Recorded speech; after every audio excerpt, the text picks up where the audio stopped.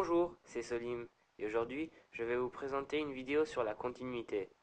Prenez vos stylos car les exercices vont suivre dans un instant. Voici l'exercice 1. A.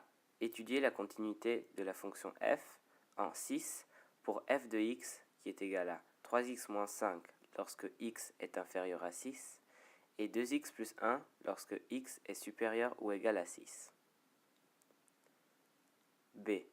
Étudier la continuité de la fonction g en moins 2 pour g de x est égal à 6 sur x plus 2 lorsque x est inférieur à moins 2 et moins 3x plus 4 lorsque x est supérieur ou égal à moins 2.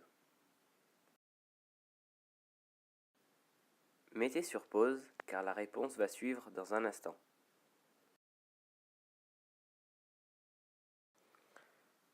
Voici la correction de l'exercice 1. A. F est continu en 6 si et seulement si la limite de f de x lorsque x tend vers 6 moins est égale à la limite de f de x lorsque x tend vers 6 plus qui est égale à f de 6. Or, la limite de f de x lorsque x tend vers 6 moins est égale à la limite de 3x moins 5 lorsque x tend vers 6 moins qui est égale à 13. La limite de f de x lorsque x tend vers 6 plus est égale à la limite de 2x plus 1 lorsque x tend vers 6 plus qui est égale à 13. De plus, f de 6 est égal à 2 fois 6 plus 1 qui est égal à 13. Ainsi, la limite de f de x lorsque x tend vers 6 moins est égale à la limite de f de x lorsque x tend vers 6 plus qui est égal à f de 6, donc la fonction f est continue en 6.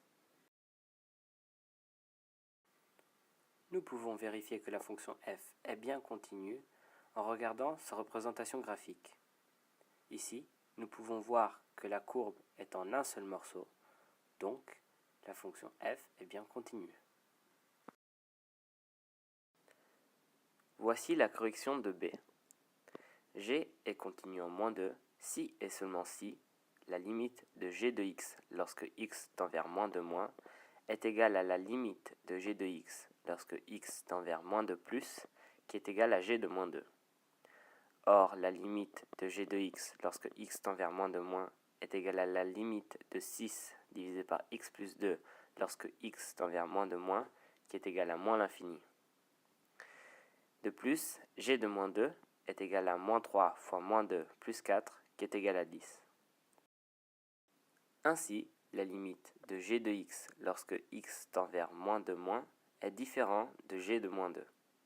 Donc, la fonction g n'est pas continue en moins 2. Nous pouvons vérifier que la fonction g n'est pas continue en regardant sa représentation graphique. Ici, nous pouvons voir que la courbe est en deux morceaux détachés, donc la fonction g n'est pas continue. Le prochain exercice va suivre dans un instant. Voici l'exercice 2. Déterminer les nombres réels a et b pour que la fonction f, définie par f de x égale à 3x moins 2 au carré lorsque x est strictement inférieur à 3, 2a moins 1 lorsque x est égal à 3, et 2x au carré plus b lorsque x est strictement supérieur à 3, soit continue sur R. Mettez sur pause car la réponse va suivre dans un instant. Voici la correction. La fonction qui a x associe 3x moins 2 au carré est une fonction polynomiale, donc continue sur R. Ainsi f est continue sur moins l'infini, 3 exclu. La fonction qui a x associe 2x au carré plus b est une fonction polynomiale, donc continue sur R. Ainsi f est continue sur 3 exclu plus l'infini. F est continue en 3 si et seulement si la limite de f de x lorsque x tend vers 3 moins est égale à la limite de f de x lorsque x tend vers 3 plus qui est égal à f de 3. Or, la limite de f de x lorsque x tend vers 3 moins est égale à la limite de 3x moins 2 au carré lorsque x tend vers 3 moins, qui est égale à 49. Donc, la limite de f de x lorsque x tend vers 3 moins est égale à f de 3 si et seulement si 49 est égal à 2a moins 1. Donc si et seulement si a est égal à 25. Et la limite de f de x lorsque x tend vers 3 moins est égale à la limite de f de x lorsque x tend vers 3 plus, si et seulement si 49 est égal à la limite de 2x au carré plus b lorsque x tend vers 3 plus, donc si et seulement si 49 est égal à 18 plus b, donc si et seulement si b est égal à 31. Ainsi, f est continu en 3, si et seulement si a est égal à 25 et b est égal à 31. Donc f est continu sur R, si et seulement si a est égal à 25 et b est égal à 31.